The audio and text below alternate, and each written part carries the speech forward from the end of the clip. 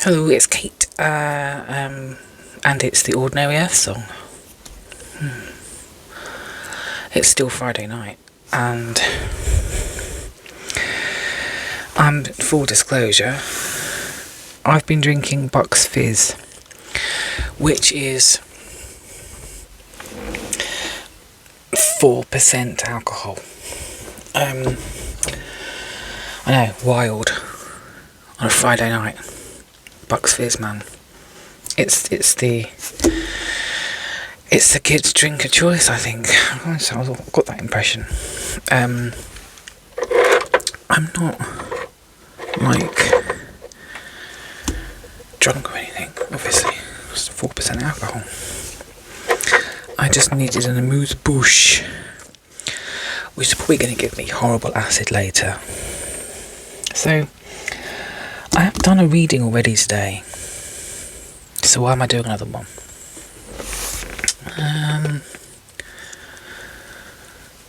I felt like it. Yeah, I don't know. It felt right. It feels right. This one's going to be different because I want to use Gateway of Light activation. Whether anything comes of it, I don't know. But it feels like this is something that's saying, hey, let's do some exploring.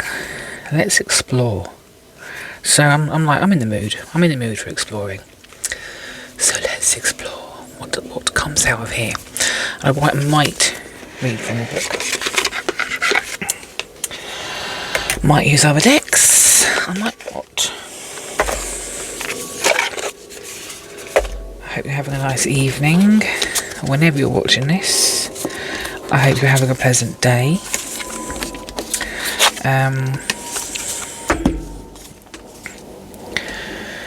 So these decks, this deck's a bit different, which I love. It's different because it's all about interesting things which are outside of my sphere of real understanding.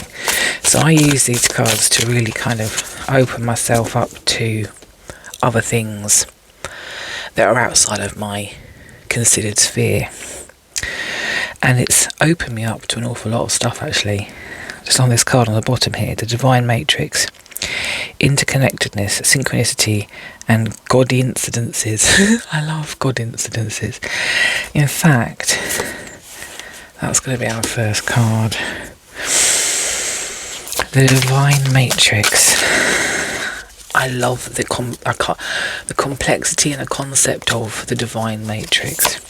People have this thing about us living in a simulation. It's the hologram. This Divine Matrix is the hologram. It's the underlying picture of everything. It's what holds us all together. It's the matrix that we sit within. It's the ether that binds with other energies to create things. It's the jelly that we walk through.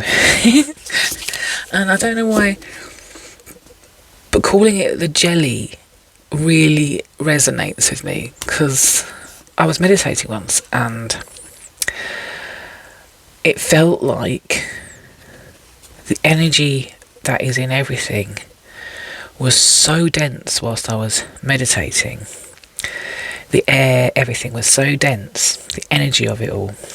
It felt like more like a jelly than, free flowing, there's nothing here. It felt like jelly that my hand wasn't just moving through. Like, if you think of jelly, it parts as your hand goes through. It's more like your hand just sort of like walking through a wall, I guess. You just sort of merge with the wall and walk through it. That's what it felt like. Everything's like this matrix, the jelly. and it goes with quantum physics. So I think that's why I love these cards, because so many elements of it, I can be like, quantum physics.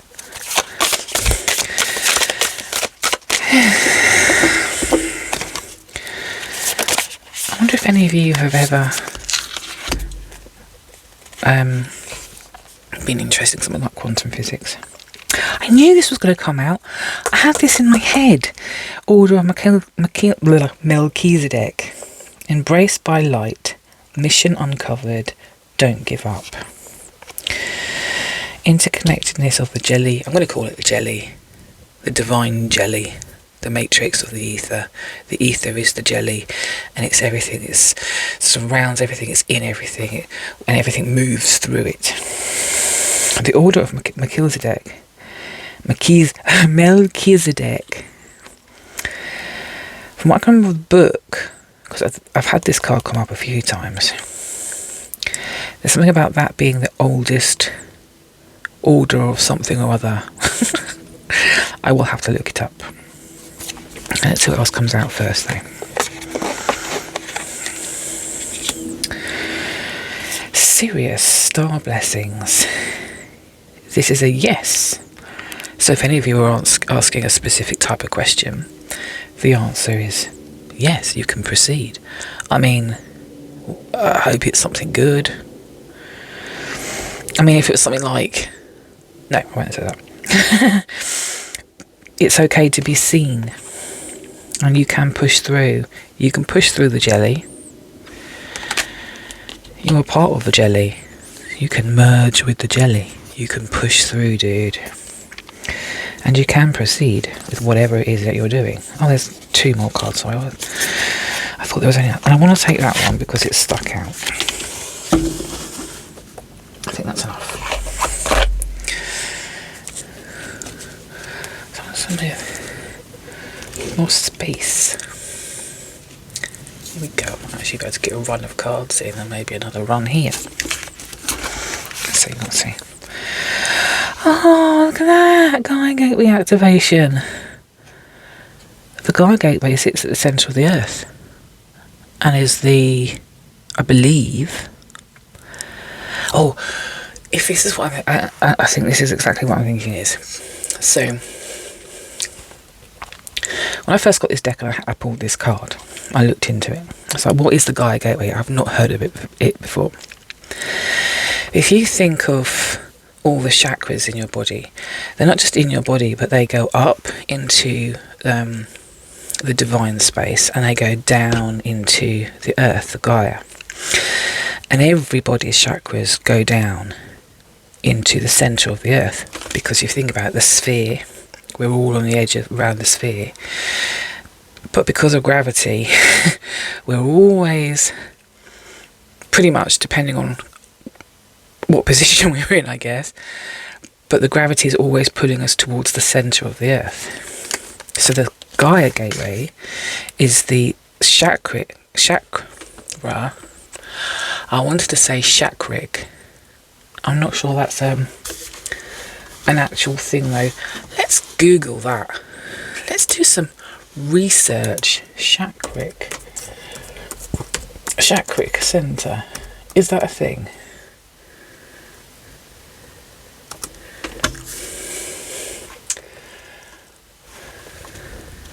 Chakric system. So chakric is a word. And that come up with chakric system, earth body. What is it and why is it important? The chakric system is the structural configuration of a body's energy field. Whilst there are many chakras supporting the human body, we use the traditional 7-fold system. Each chakra resembles a spinning vortex of light. Blah, blah, blah. Energy is metabolized by each chakra. Chakra imbalances are common. Okay, we've established the chakric. Chakric is a word. Okay, good. So the Earth, Gaia, the Gaia Gateway is the chakric centre of the Earth. And every single one of us is connected to it. So that's our chakric source. So that's how we are connected to earth energy. That's how earth energy, her energy, comes up into us. So when we meditate and we really put the roots down, we go down to the centre, we're actually meeting our source. Put that over there. Thoth, light codes. Light initiation, great teacher awakening, and divine magic. Shift them away. Get rid of those. Don't need them. Got more space now.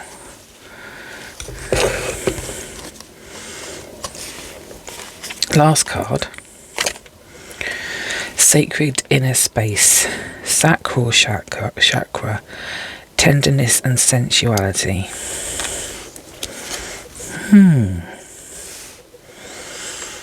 Interesting. Now on their own, each of these cards is marvellous. It's bloody marvellous. The Divine Matrix is the jelly that we all live in. The thing that holds us. The thing that gives everything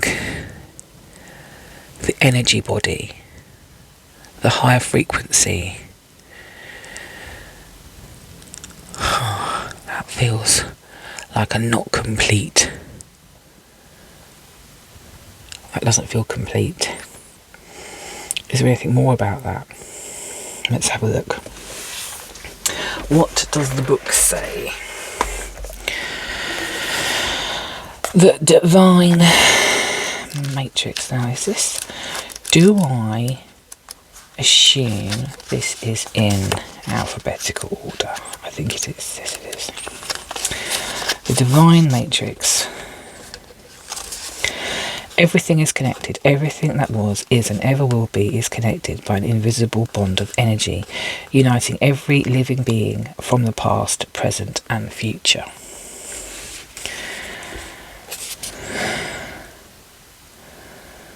And then this is about the card showing a giant stargate, which we can see with our own eyes. Got the sacred geometry of the flower of life. Flower of life's really interesting because it's a Kabbalah kind of. It's linked to the Kabbalah, the tree of life, and all that jazz. And it's how they first envisioned how things came about.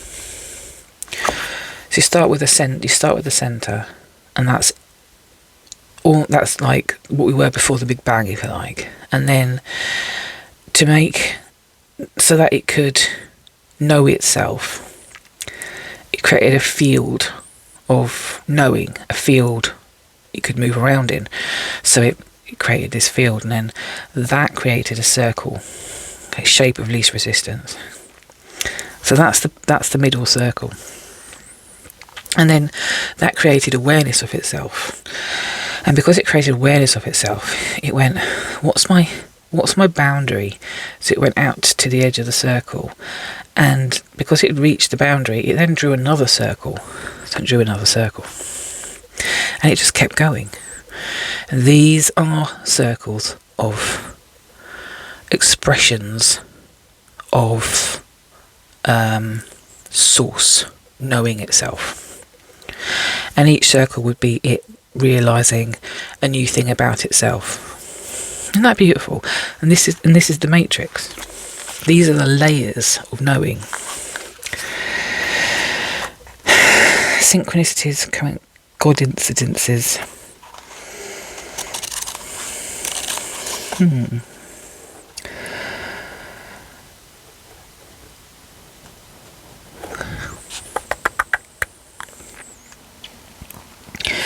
Interconnectedness. I think that's what this message is about. That's.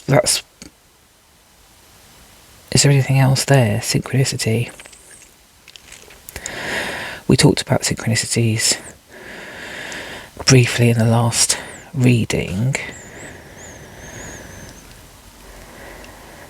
This feels more like the Matrix, more like a discussion around the connectedness of all things.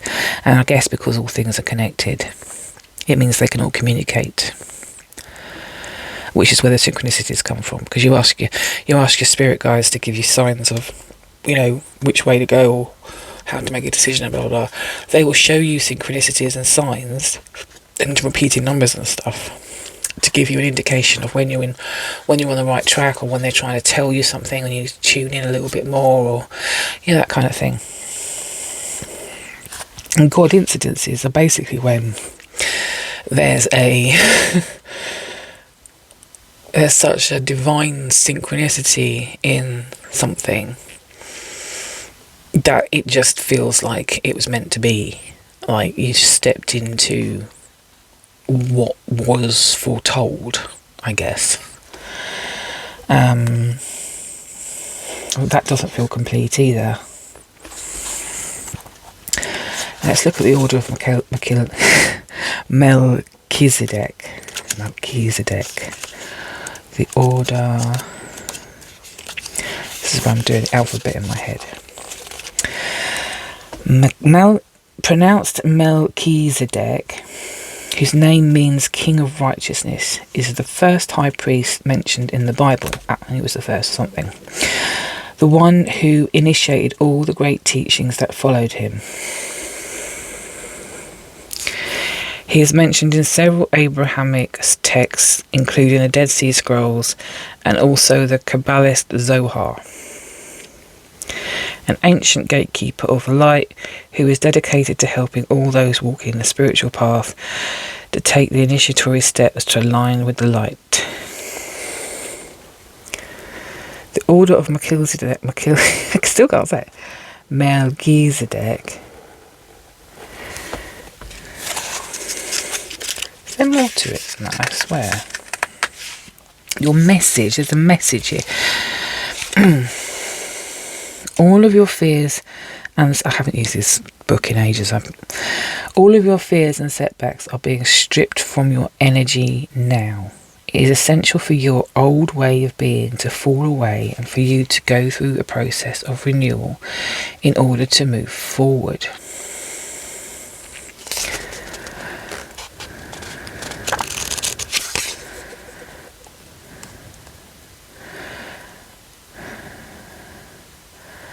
And don't get scared, apparently you're being surrounded by the beings of Orion. And I'm sure they're not threatening.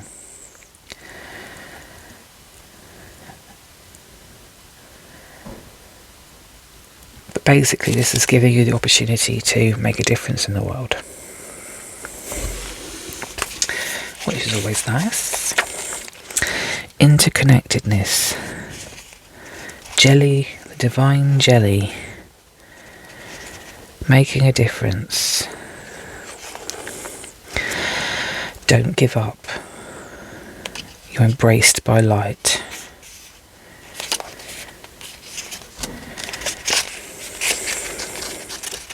You are connected.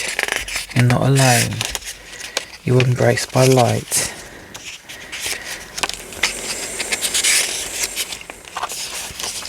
God, what the hell is this? There you go. I love this because this feels to me like light codes. I don't see light codes as writing. I see them as patterns of light. That's what this feels like. Serious star blessings. Yes, proceed, be seen, push through. Interconnectedness. Mission uncovered. You have a purpose. You have the light is embracing you. Don't give up. You are encouraged to carry on. You can do this. Sirius is the brightest star in the sky and was of the utmost importance to the ancient Egyptians. In fact, our current New Year was celebrated as the coming of Sopdet.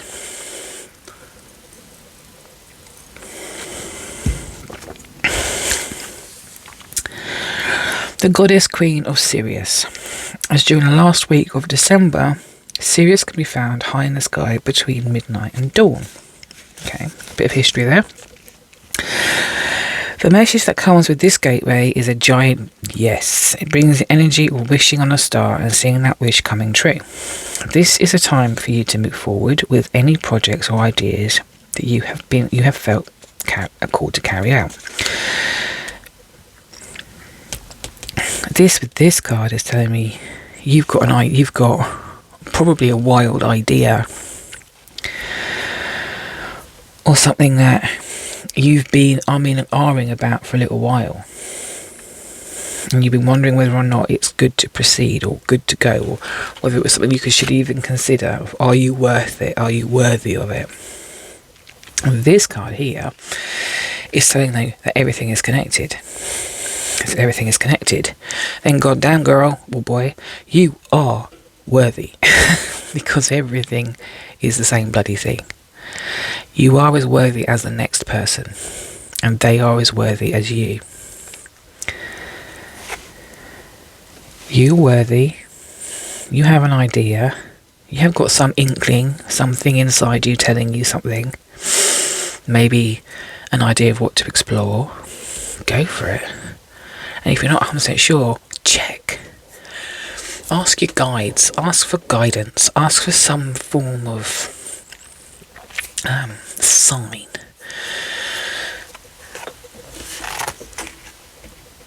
Ask your inner self. Ask your higher self, whatever you want to call it, your soul. Ask the being that is you, that exists and existed and will always exist.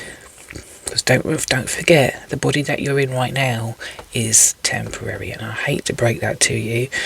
I'm sure most people know that these forms are temporary, and if you're going to be triggered, if you are triggered by that, I am sorry. I've got a sister who's triggered by that subject, so we just don't bring it up. But part of me thinks it's healthier to bring it up. I don't do it because I know it really gives her a panic attack. And that's not fun. It's not a nice thing to make someone have. So I do apologise, but this is temporary. And it's only temporary because we transition from one energy to another energy to another energy. It doesn't stop. We just transition from one energy to another energy, back into another energy, and it's still all part of this divine jelly.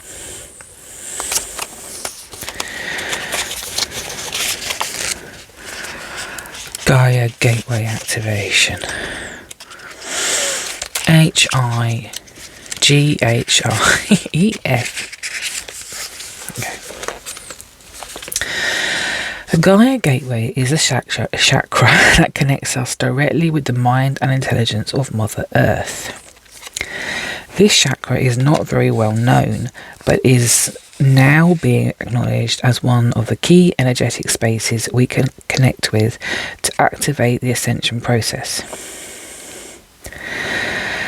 For many years, ascension has been thought of as moving beyond the limitations of the body and transcending the physical realm.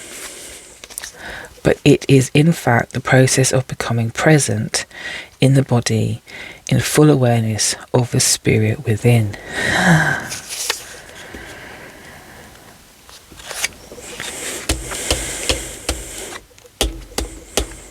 Connected.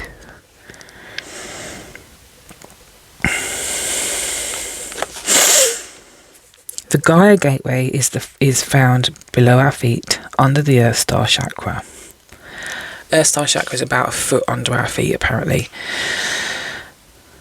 But when we're connected to it, the Gaia Gateway, it's best to imagine it in the centre of the Earth. And that's where it is. I genuinely think that's where it is. It's the centre of the Earth because we're all pulled by gravity into the centre of the Earth.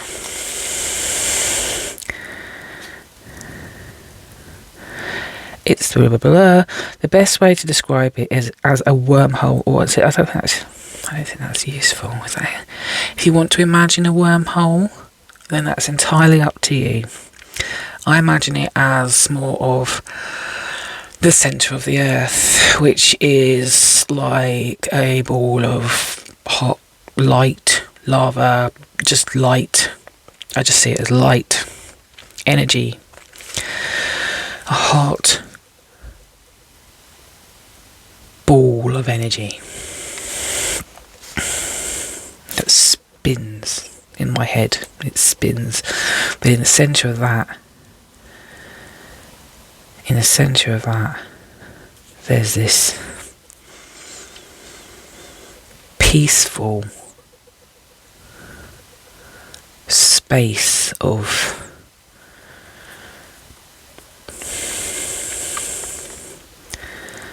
just sort of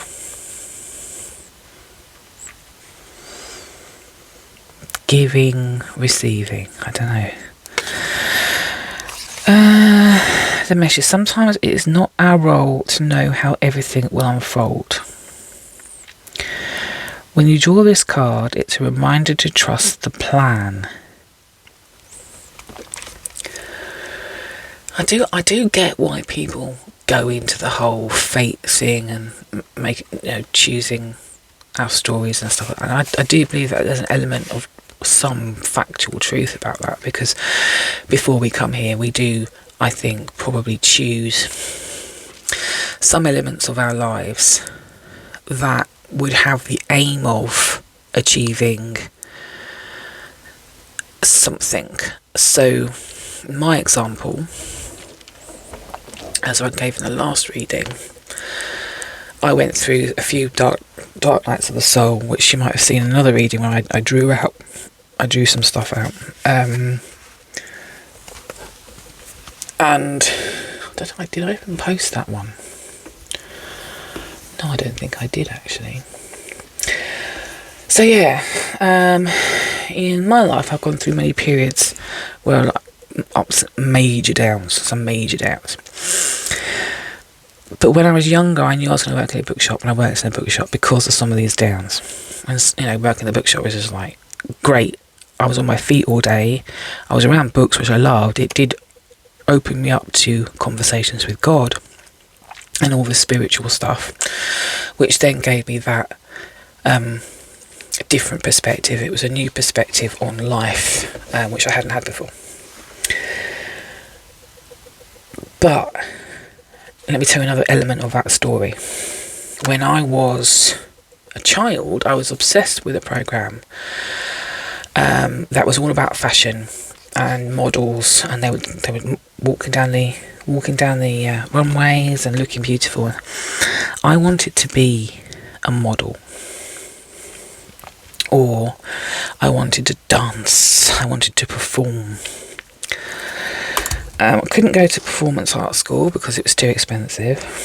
And then when I was tall enough to be a model. I'm 5'8", so I'm just tall enough to be a model. And I was quite skinny as a kid. Anyway, when I was 9, I got my boobs, and then at 11, I developed hair in places that you wouldn't expect hair to develop on a girl. Not knowing at the time what was happening, I had PCOS, which is polycystic ovary syndrome. I still have it, obviously, don't just go away. There's no treatment for it either. But I did all sorts of things to try and get rid of this hair, and every single thing didn't work, and it gave me rashes, and I became really self-conscious about the whole thing. And to boot, between the ages of 10 and 11, I grew about 1.5 foot. I was 5'8" when I was 11. And I grew really, really fast. I was covered in stretch marks, and then I was covered in hair, and I realised I was never going to be a model, because that wasn't what models looked like. It wasn't. They didn't have stretch marks. They were perfect. They certainly didn't have hair in all the wrong places, which they then couldn't get rid of because it gave them rashes, or the razor cut you, or I ended up being so self-conscious. I hid, and I spent my childhood hidden, convinced myself I was never going to have a relationship. And then at a really, really young age, it was a pretty sad kind of thing to happen when you're that old. So right up until I was around about 18, I was in my own little dark bubble space of just doom and loneliness, and never being able to fit in properly because I couldn't wear a swimming costume. I couldn't wear a V-neck top. I didn't tell anyone that I was going through this. I didn't tell my mum. I didn't think she'd understand. I thought I'd be ridiculed for it. It was unusual to me. I looked different to all the women on the TV. And all my friends seemed to be perfect. We just didn't talk about that stuff. And then other stuff happened later on, and when I was 18, things happened with someone, and then when I was in other places, other things happened. Anyway, all these things happened. I mean, they were not ideal. But I genuinely think if I'd have become a model, I would have been the biggest ego walking on the planet. I would have been arrogant. I would have been, and I'm not saying that models are like this. I'm saying I would have been like this if I had been a model. And all these things happened to steer me down a different path. All of these things happened to show me certain things, to give me the life experience I needed to have to get me to the point that I'm at now. And I don't think I would be here at this point now if I hadn't had those experiences. I dread to think where I'll probably end up on some drugs somewhere. Like, I don't know. I just have a feeling I would have become a massive ego, hooked on some sort of thing, and I would be not very well. But as it turns out, I'm in a place where I feel more whole than I've probably ever felt, and that's because of the experiences that I've had. So all that has come about because of this card and me telling you that story. Everything will unfold, and it's because it says, remember to trust the plan. And I don't think the plan in my case was completely 100% step-by-step set out. I don't think it said, right, in 1992 you're going to experience this, in 2002 you're going to...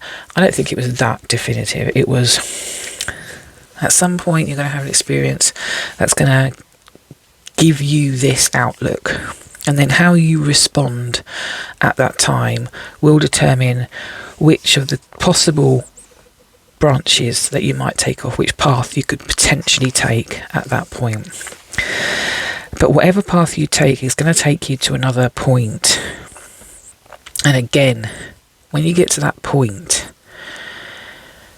you're going to make a decision about which potential path you could take and what you're going to learn from that lesson and how you move forward. And that's going to take you down another path, and so on and so forth. Until I got to a path where I was like, I'm not going to have another experience like that. I had the option back a few years ago of going down a couple of paths. I chose the one that I'm on. And I don't know if I'd gone down the other one, whether I would be due. I would probably be due another experience that would take me down the option route to give me another set of choices to make.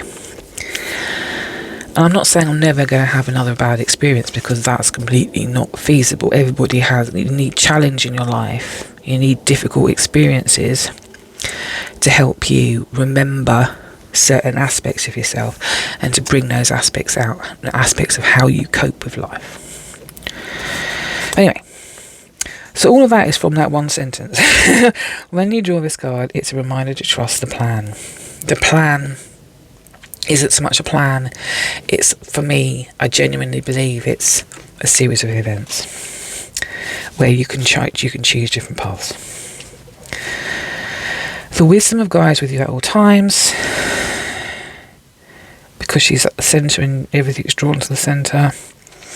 And I'm going to leave that card there. Okay, Thoth, because again, I'm at 35 minutes and I do seem to be doing super long readings, which I don't want to do that, do I? Thoth, where are you, Thoth? Thoth. Oh, it's pronounced Thoth.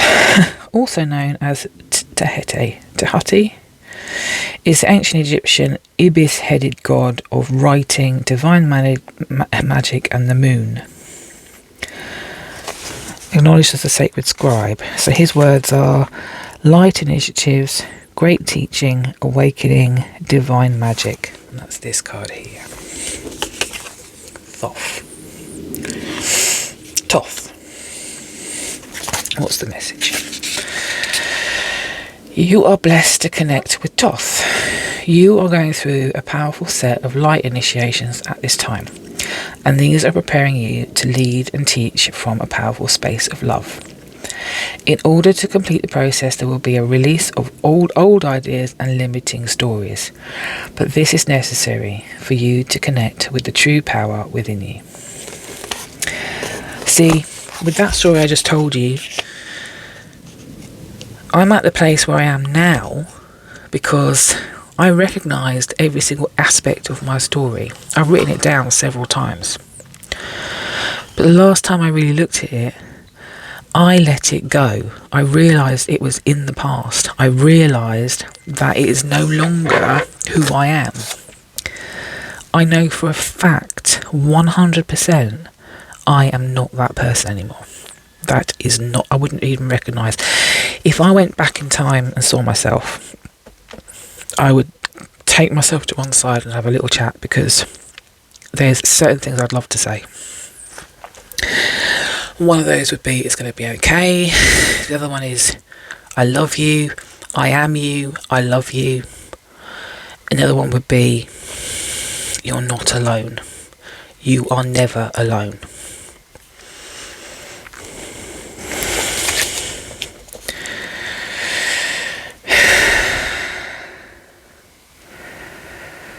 Don't be concerned by the intensity of the energies that surround you. You right now, facing shadow parts of yourself and your story is essential for connecting with divine magic. It is essential, absolutely essential.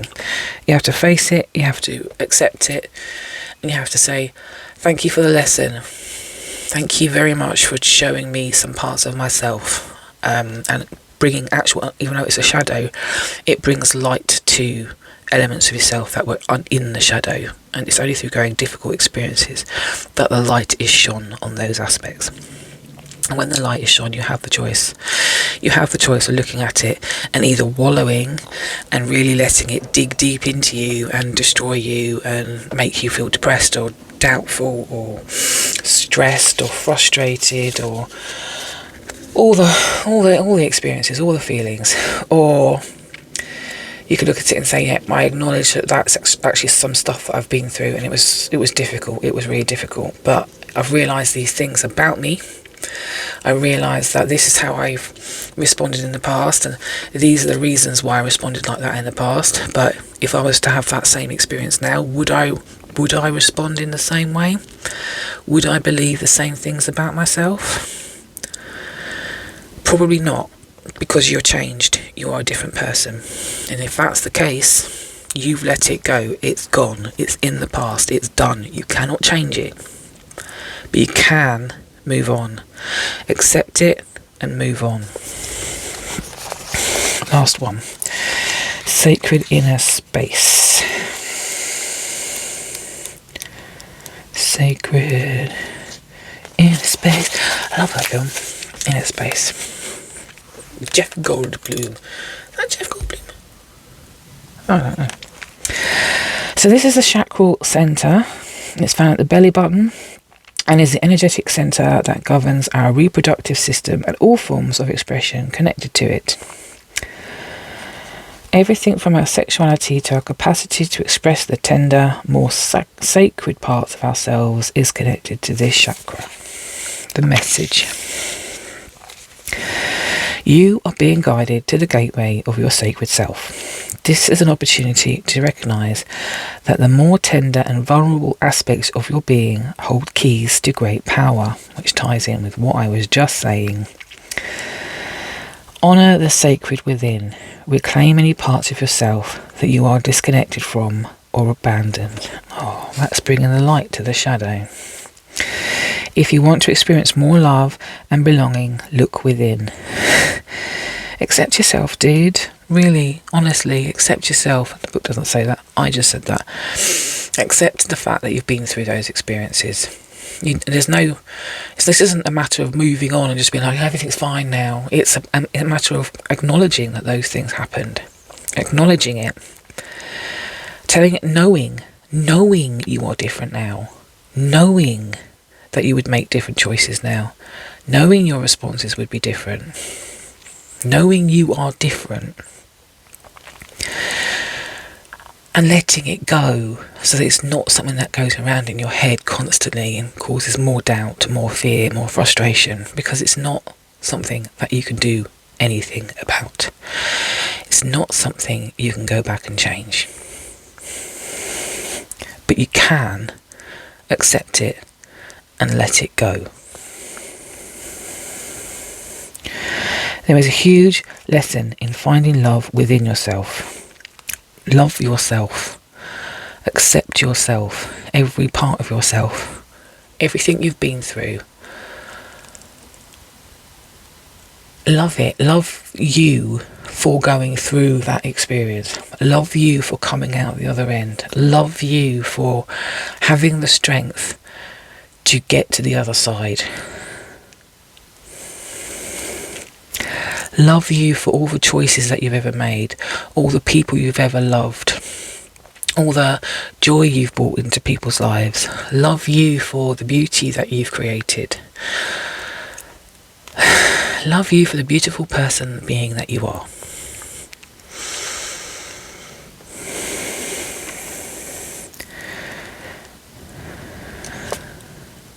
And I think that's where I'm going to end the reading, actually, because I think that was a lovely place to end it. I love that reading. Thank you very much for listening and taking part, and if this resonates with you, fantastic. Until next time, I will see you soon. Bye.